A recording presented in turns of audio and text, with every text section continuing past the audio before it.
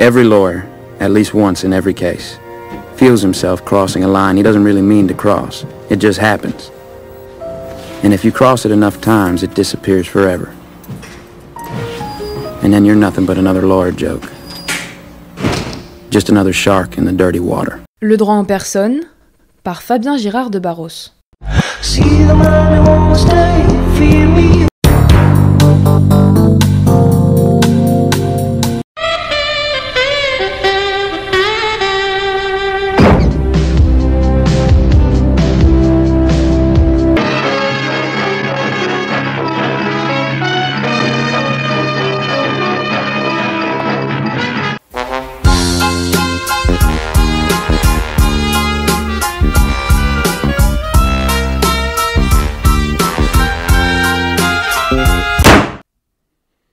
Regardez-le, là, dans le prétoire. Cet homme grand et mince, avec des épaules larges et une posture droite. Il a des cheveux gris foncés qui commencent à grisonner sur les tempes, ce qui lui donne une apparence distinguée. Ses cheveux sont légèrement ébouriffés et il a une fine raie sur le côté. Son visage est décrit comme étant anguleux, avec une mâchoire carrée et un menton ferme. Il a des yeux gris pâles, profonds et perçants, qui reflètent son intelligence et sa sagesse. Son regard est décrit comme chaleureux et compatissant, capable de transmettre un sentiment de calme et de confiance. À l'écran, il est Gregory Peck. L'acteur lui donne une présence imposante et noble et parvient à transmettre un regard calme et chaleureux en accord avec le personnage aimant et compatissant d'Atticus Finch, notre personnage de ce jour. Dans le film de 1962, toujours, Atticus est souvent vêtu de costumes sobres et bien ajustés, reflétant son professionnalisme et sa stature dans la communauté. Son style vestimentaire témoigne de sa position d'avocat respecté et de son souci de paraître digne et respectable. L'interprétation de Gregory Peck a d'ailleurs reçu les éloges pour sa représentation fidèle et convaincante d'Atticus Finch, lui valant d'ailleurs un Academy Award pour son rôle. Atticus Finch est un personnage de fiction issu de Ne tirez pas sur l'oiseau moqueur, To Kill a Mockingbird en anglais, publié en 1960 de la romancière Harper Lee, roman qui lui a valu de remporter le prestigieux prix Pulitzer en 1961 et qui est un classique des classiques de la littérature américaine avec 40 millions d'exemplaires vendus et des versions dans plus de 40 langues. Atticus Finch est un avocat respecté et admiré dans la petite ville fictive de Maycomb, en Alabama, un État sudiste durant la Grande Dépression, pendant les années 30 donc, chargé de défendre Tom Robinson, un homme noir accusé de viol. Malgré les préjugés et l'hostilité de la communauté, Atticus se bat pour obtenir une véritable justice. Alors l'histoire est en fait racontée du point de vue de Scout Finch, sa fille, âgée de 6 ans au début de l'histoire. Atticus est veuf, sa femme étant décédée lorsque Scout était encore très jeune. Les rapports entre Atticus et sa défunte femme ne sont pas vraiment explorés. Toutefois, on comprend que son décès a eu un impact significatif sur lui et ses enfants. Atticus élève seul Scout et son frère Jem. Ces derniers apprennent des leçons importantes sur la compassion, la compréhension et le courage moral tout au long du roman, qui nous offre une réflexion profonde sur les droits civiques, les dilemmes moraux et la recherche de la vérité et de la justice. Ainsi, dans la première partie du livre, Scout nous raconte sa vie de petite fille au caractère bien trempé, pose son regard d'enfant sur les petites choses de la vie, ses voisins, son père, leur employé noir, sa ville et ses racines. Elle et son frère sont fascinés par l'un de leurs voisins, Boo Radley, que jamais personne n'a vu sortir de chez lui. Ils en font un jeu qui les mène à tester à la fois leur courage et leur peur et qui offre au lecteur un réel suspense. L'enfance de Scout telle qu'elle est décrite est vraiment merveilleuse à lire. Mais retournons à notre héros archétypal dont la vocation couvre l'ensemble de la deuxième partie du roman. Atticus est profondément intègre.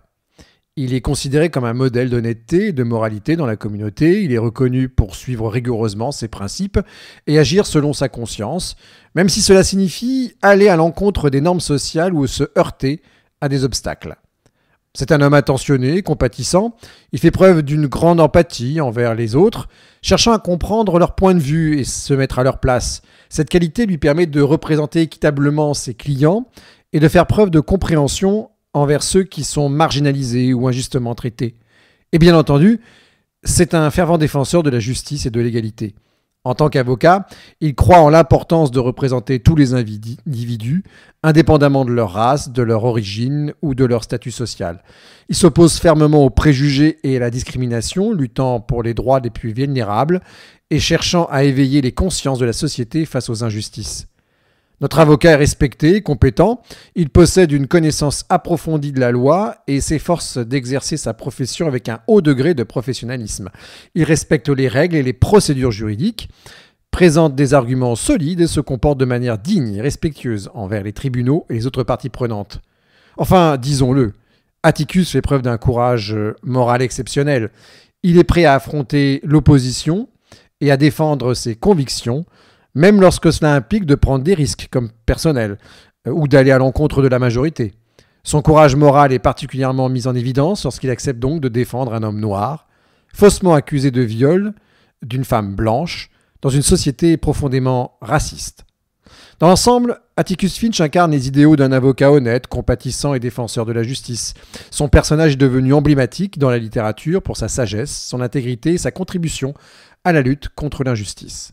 C'est pourquoi il réussit à défendre son client en utilisant différentes stratégies et en s'appuyant sur plusieurs aspects de sa personnalité et de son expertise juridique. Atticus consacre ainsi beaucoup de temps et d'efforts à la recherche de preuves et à la collecte d'informations pertinentes sur le procès. Il examine attentivement les éléments de l'affaire et rassemble des témoignages, des documents et d'autres preuves pour étayer sa défense. Il se prépare de manière approfondie pour le procès, il étudie les lois applicables, les précédents judiciaires pertinents et les arguments possibles de la partie adverse. Cette préparation minutieuse lui permet de formuler des arguments solides et de présenter une défense convaincante. Doué dans l'art de la parole en public, il utilise sa capacité à communiquer clairement et de manière persuasive pour présenter ses arguments devant le tribunal. Son éloquence et sa maîtrise de la rhétorique lui permettent de captiver l'attention du jury et d'influencer favorablement leur perception de l'affaire. Atticus examine ainsi minutieusement les témoignages présentés lors du procès. Il pose des questions perspicaces aux témoins, mettant en évidence les incohérences ou les doutes quant à leur crédibilité. Cette analyse critique lui permet de démystifier certains éléments de l'accusation et de remettre en question la version des faits présentée par la partie adverse. Il construit ainsi sa défense en se basant sur les preuves tangibles et les faits concrets de l'affaire. Il évite les émotions excessives et se concentre sur les éléments objectifs qui peuvent disculper son client. En adoptant une approche factuelle, il cherche à convaincre le jury de la vérité et de l'innocence de Tom. À noter qu'il traite tous les témoins et les parties impliquées avec respect, même lorsqu'il est confronté à des préjugés et à des attitudes hostiles. Et il fait preuve d'empathie envers son client et s'efforce de présenter une image positive de celui-ci devant le tribunal. Son comportement courtois et sa capacité à se mettre à la place des autres contribuent à gagner la confiance du jury. Alors pour discuter son client, il présente plusieurs éléments de preuve. Ainsi, souligne-t-il le fait qu'il n'y a aucune preuve physique concrète ralliant Tom Robinson à l'agression présumée. Aucune trace de sang, de cheveux ou d'autres éléments matériels ne relie Tom à la scène du crime. Il va mettre en évidence les contradictions dans le témoignage de Mayella Hewell, la plaignante. Il souligne des incohérences et des inexactitudes dans son récit, ce qui suggère que son témoignage n'est pas fiable. Atticus présente le témoignage de Tom Robinson, qui affirme qu'il a été sollicité par Mayella Hewell pour l'aider dans des tâches domestiques, mais qui n'a jamais eu de relation inappropriée avec elle. Tom explique les circonstances dans lesquelles il a été accusé à tort. Il appelle plusieurs témoins oculaires, dont les voisins de Mayella Hewell, pour corroborer le témoignage de Tom. Et ces témoins affirment qu'ils ont vu Mayella agresser sexuellement Tom et qu'il était clair qu'il s'agissait d'une relation non consentie. Il fait appel à un médecin pour analyser les blessures de Tom qui sont compatibles avec une agression et suggère une lutte pour se défendre contre les avances de Mayella. Ces preuves sont présentées par Atticus dans le cadre de son plaidoyer pour prouver l'innocence de Tom et démontrer que les accusations portées contre lui sont basées sur des préjugés raciaux et non sur des faits solides. Et malgré les preuves présentées, le roman explore également les profondes divisions raciales et les préjugés qui ont un impact sur le verdict final du procès.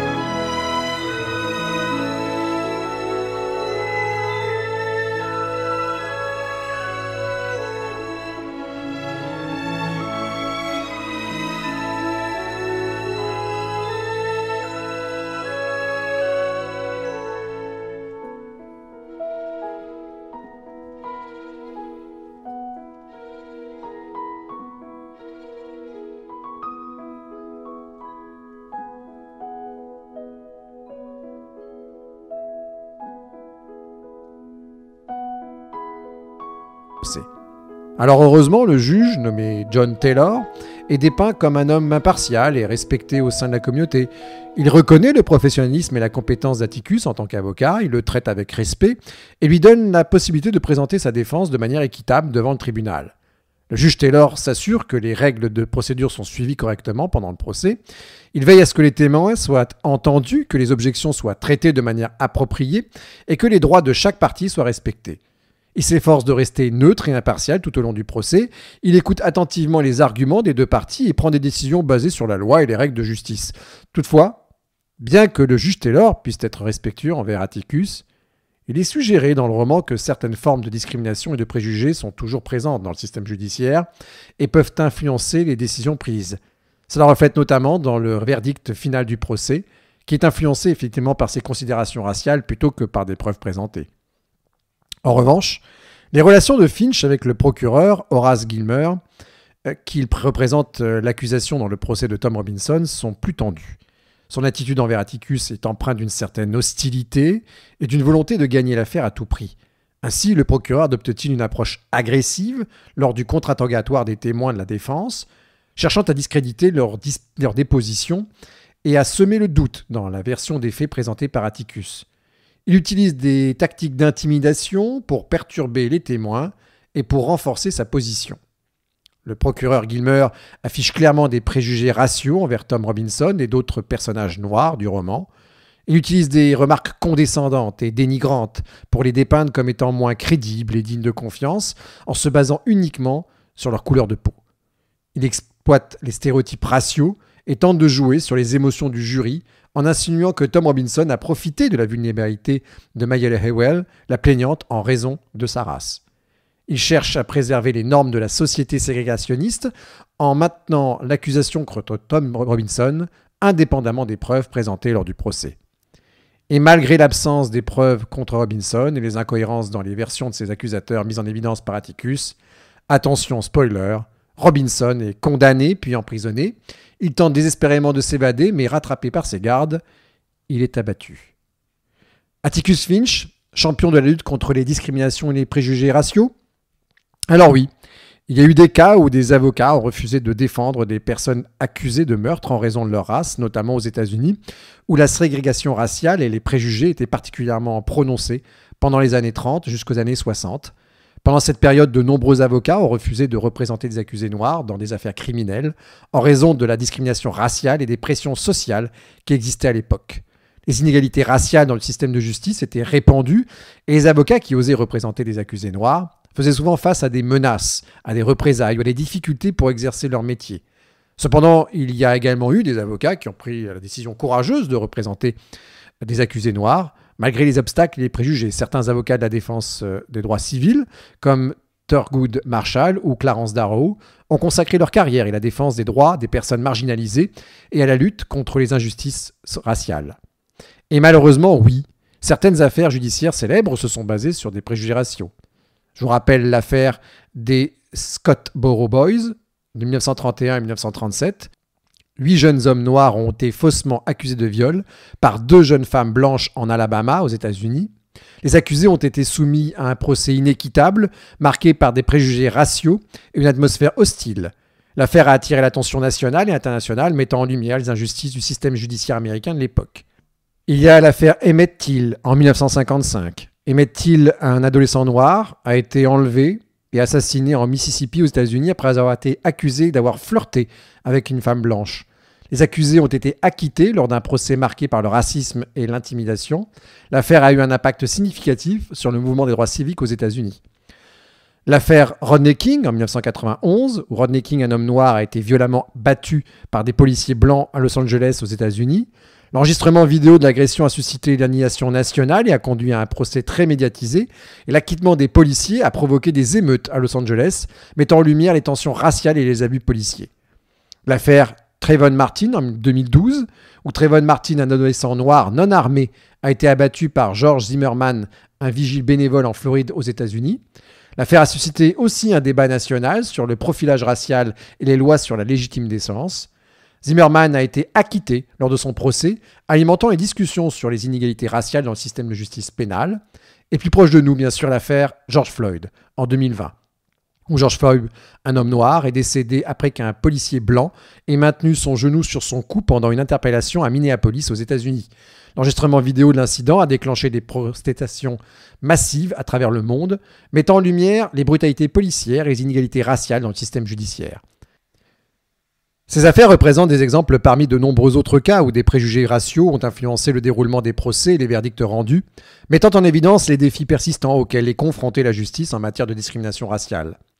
Alors parce qu'il met en lumière les préjugés raciaux, les inégalités, les défis auxquels sont confrontés les avocats et les juges lorsqu'ils cherchent à obtenir une véritable justice pour tous, parce qu'il offre une perspective sur les procédures judiciaires, notamment à travers le procès de Tom Robinson, qu'il permet aux juristes de réfléchir aux différents aspects du système judiciaire, aux stratégies utilisées par les avocats et aux défis auxquels sont confrontées les parties prenantes lors d'un procès, parce qu'il soulève des questions essentielles sur l'égalité, la tolérance et les droits fondamentaux, encourageant les juristes à prendre conscience de leur rôle dans la protection et la promotion de ces valeurs, parce qu'il invite les juristes à réfléchir aux questions éthiques et à la responsabilité professionnelle, qui souligne l'importance de l'éthique juridique, de la défense des droits des personnes marginalisées et de l'engagement envers une justice équitable, parce qu'il offre une perspective profonde et engageante sur les enjeux juridiques et éthiques, tout en incitant les juristes à réfléchir à leur rôle dans la promotion de la justice et de l'équité. Atticus Finch, qui nous offre un exemple de professionnalisme, d'intégrité et de courage dans le domaine juridique, devrait encore inspirer les juristes à incarner ces qualités dans leur propre pratique. Alors oui, Atticus Finch méritait à coup sûr un épisode du droit en personne. Je vous remercie pour votre fidélité et vous dis à bientôt pour un prochain épisode.